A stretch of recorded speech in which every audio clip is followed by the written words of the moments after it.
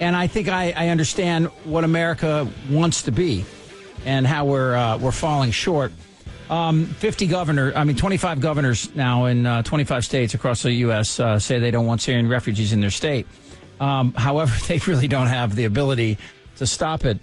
And the truth is that, we have 300 million guns in this country, and you're worried about people with nothing but their shirts on their backs. We're going to talk more about that. We'll also talk about this is what's happening in the country right now. Did you hear about the passenger that rushed the cockpit? Did you hear that story? There was a Boston-bound flight, and a guy tried to rush the cockpit. So everybody runs with this story across the country. It was all tweeting. First tweet: British flight 1213 reported on the ground. Troopers on bridge to take custody of restrained passenger. Investigating incident. He was drunk. It was not a jihad. It was a Jack Daniels. A little bit different. The passenger, by the way, was a woman, according to this article I have right now. All I'd heard was that it was a man.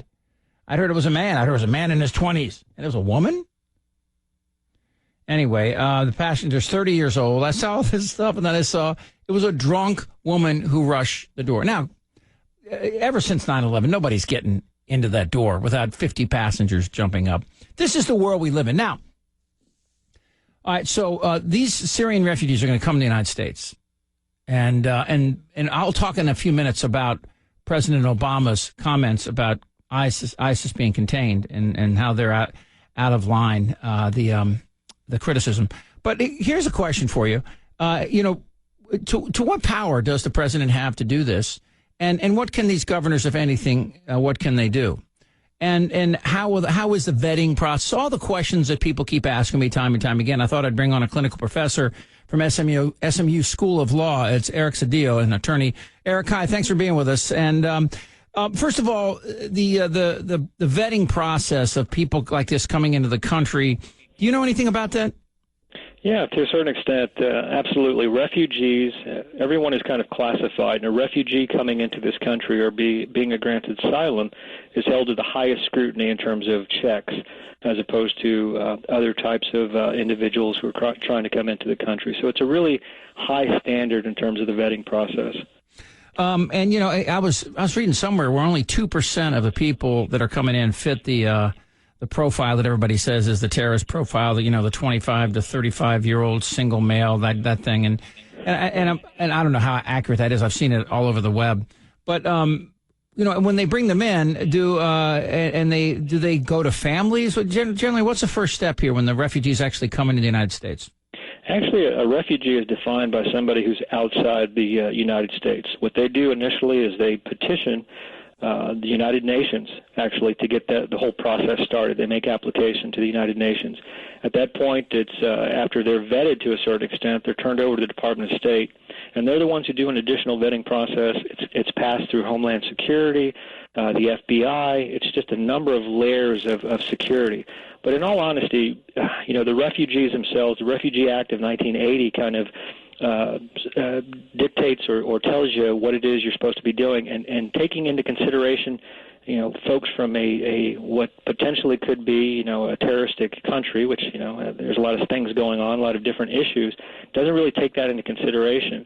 But in all honesty, if that's what we're looking at, I think the vetting process for this particular refugee group is really going to be at the highest standard. When I look at this, and I think when they come into the country, so once they get here and after the vetting process, right, if they have no money, where do they go? What generally happens to them?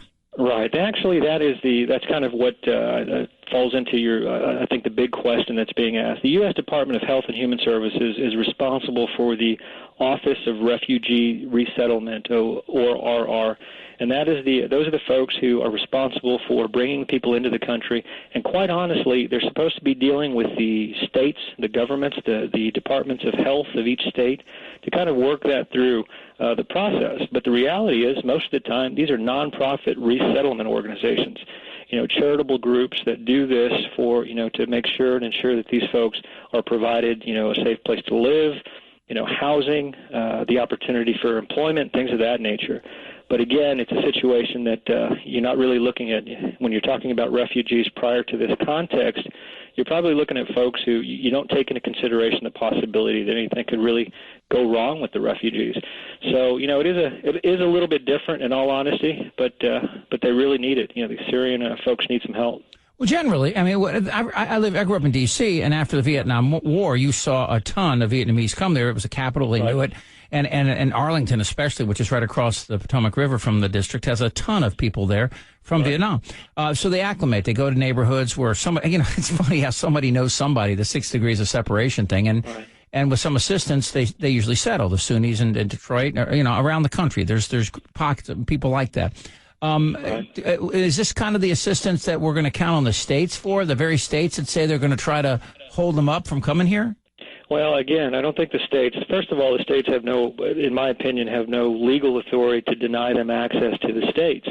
Once the president, under the Constitution, makes a determination that this is what we're going to do and this is where we're going to place them, then once they've gone through the vetting process, you treat them like, refugees, where we're going to offer assistance. And quite honestly, they'll have the ability to, move from state to state. I mean, they're not. There's nothing there that prevents them from doing these things. But the health and human services of each state is working in conjunction with the U.S. Department of Health through this Office of Refugee Resettlement. And really, all the governors could really do is tell their departments of health and human services not to cooperate. But in all honesty, the reality is it's really these other organizations, these resettlement nonprofit groups that are doing most of the work.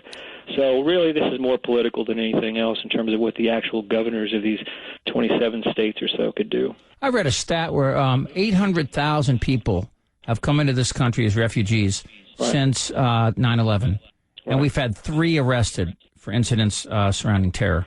Yeah, that's right. I mean, that's the reality of it. The folks who are fleeing Syria, you're not finding to be perfectly honest, quite honestly, the country of Syria, it's more difficult to vet from that particular country in terms of the access to the information about the individuals. But the process is going to be so lengthy that you're really going to get a good sense of who these people are. And, bringing them to the United States, really, unless you're really trying to scare people, you're really not going to have a problem, after the vetting process. Unfortunately, it's a political season coming up. Oh, absolutely. Yeah, absolutely. So there's a lot of money in scaring people. Eric, thank you so much for your time. I appreciate your insight. Certainly. Thank you for having me. Again, a clinical professor from SMU School of Law, Eric Cedillo, nice enough to join us here on KGO 810.